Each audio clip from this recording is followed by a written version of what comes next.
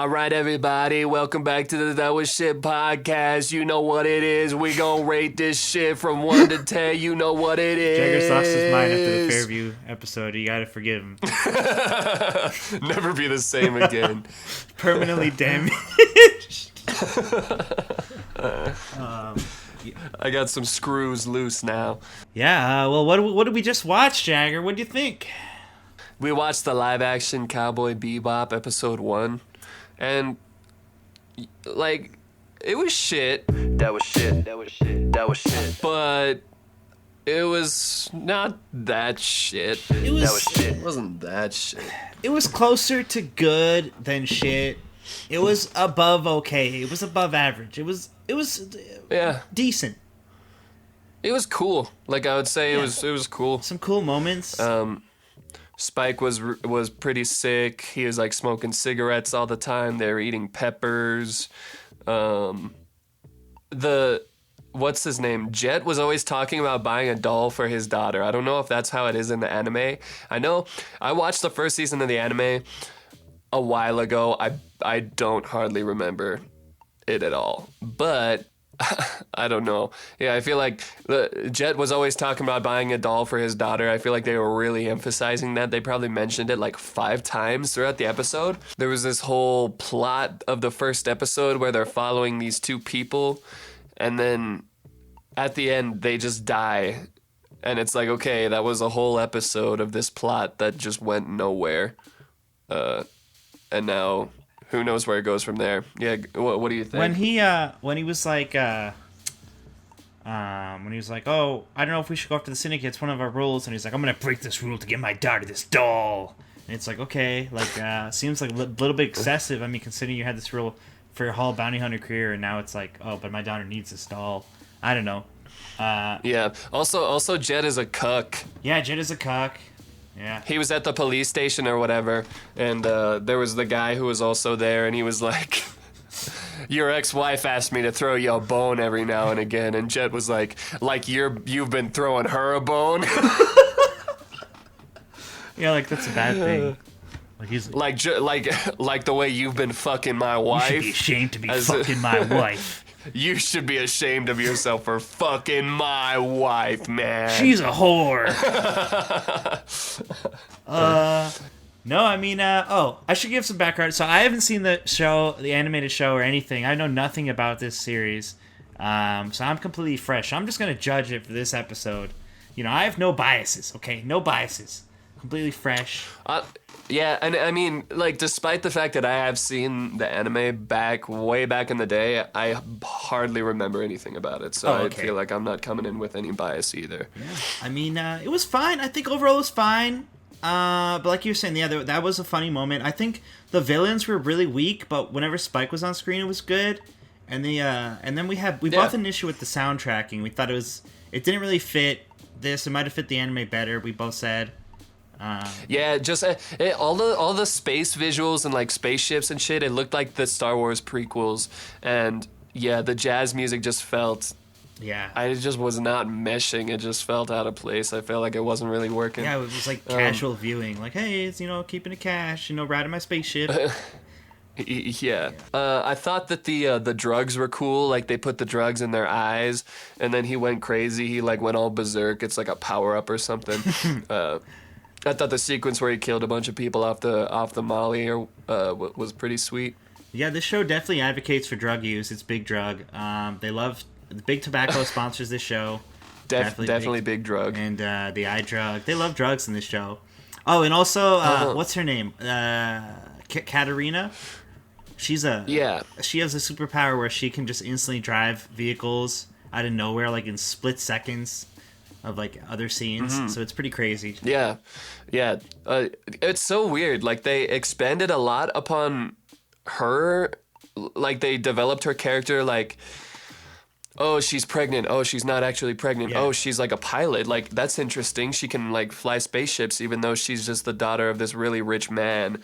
And you think, where is this gonna go? Like, what else are we gonna learn about her? And then she just dies. She like kills herself. Yeah. She commits suicide by cop.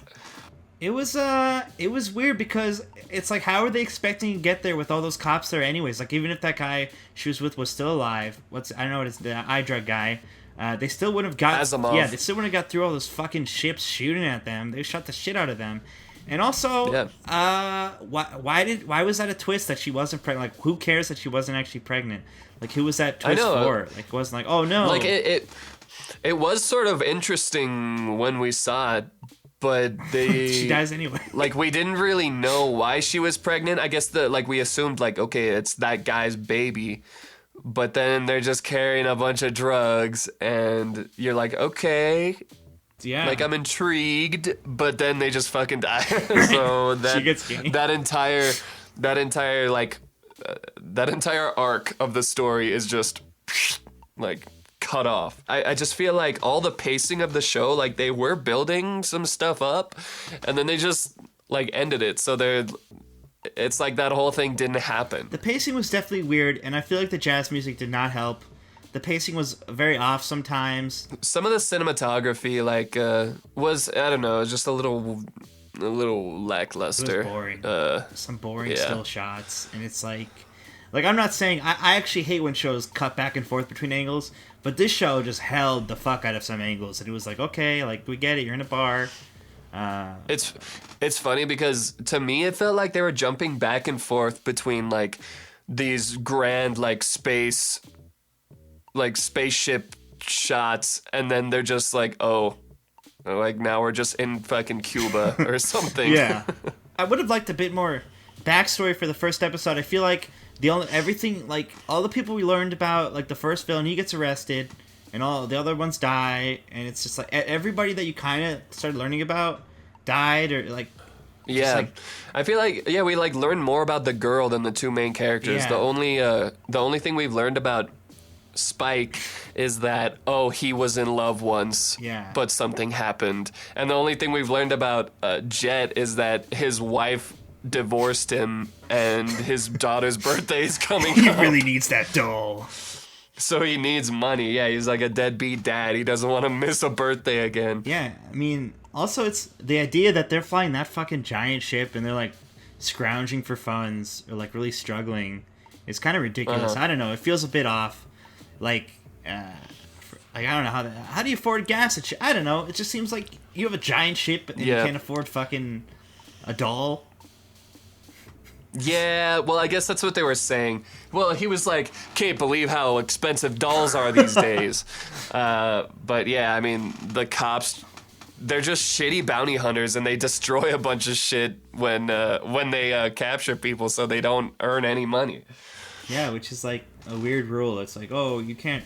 We really care about the structure of this building's integrity. You know, when you capture these guys, so make sure the building is 100% safe and to its highest like standard. They had to pay. That's kind of fucked up. They had to pay for that, man. I'd be pissed. I would go rogue and just rob the police station. Yeah, it's a weird stipulation. Like, okay, we want you to kill these guys or bring them in, but don't fuck up the building.